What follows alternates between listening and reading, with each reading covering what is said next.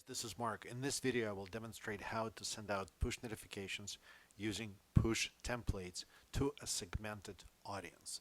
What is segmented audience? Well, it is a group of users that is targeted with a push notification, and you can create that group with some condition. And that condition in Backendless is a where clause, which essentially is a query against the users table where you can reference various columns and properties of the users table to identify who gets the push notification. Let me walk you through the setup that I have. First of all, in my users table, I have a column called address, and it is a relationship, one-to-one relationship between the user and the address of that user. The address table is very basic. It really is just one column. Well, there are other system level columns. It is one column that I defined called city. And in here, I have an object with the city Dallas. I have one user, and that user is me, and there is a relationship to that address that is in there. So essentially, this means that this user's address is Dallas.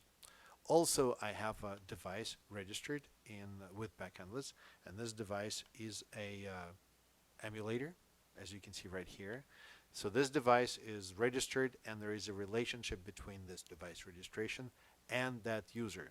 Once again, it is me. The linkage between the device and the user is done by the virtue of having that user logged in the application first. So the user logs in, then the device is registered. And as a result, I have the device registration that is linked to the user. So we can click on this, we end up with the user, and that user is linked to the address. Why am I telling you all this? Well, because the segment that we will be creating is we will be sending out a push notification to all users that are in Dallas. So as you can see right here. And I know this may sound very confusing, so let me just put everything into perspective and demonstrate how it works. And I'm sure you will see that this is not as scary as it sounds. It's actually very, very straightforward. I'm switching to the messaging screen, and in here I select push notifications. I have a template called push mission. I'm going to click edit, and in here this is my template. So at this point, the segment, there's really no segment. The push notification goes out to everyone whose device is registered with channel default.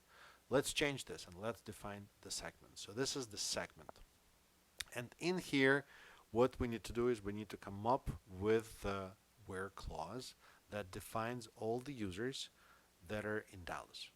How do you put together this where clause? It's actually quite simple. Well, you need to understand how where clause works in Backendless. Once you do this, it is actually quite simple. So this where clause is calculated from the device registration table. I know there is a description here, but let me just tell you how it works. So starting from the device registration table, you start creating this where clause. So in the device registration table, we know we have a column called user. Let me actually go there and demonstrate this. So here's the device registration. What we're going to do is we're going to say select all the users. So here's the user. And then for every user, select the address. And then for every address, select the city, which is Dallas. Okay, so that's how it's going to work. And notice that the column name is address, A capitalized. Let me go back here, select my push template, and go to segment.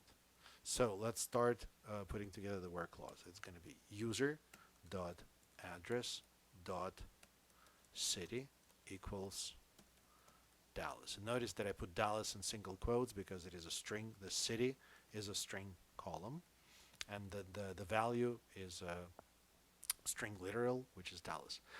As you can see, Backendless automatically calculates how many recipients there will be with this particular where clause. And in fact, there is one recipient because there is one user. If my application had more users with different cities,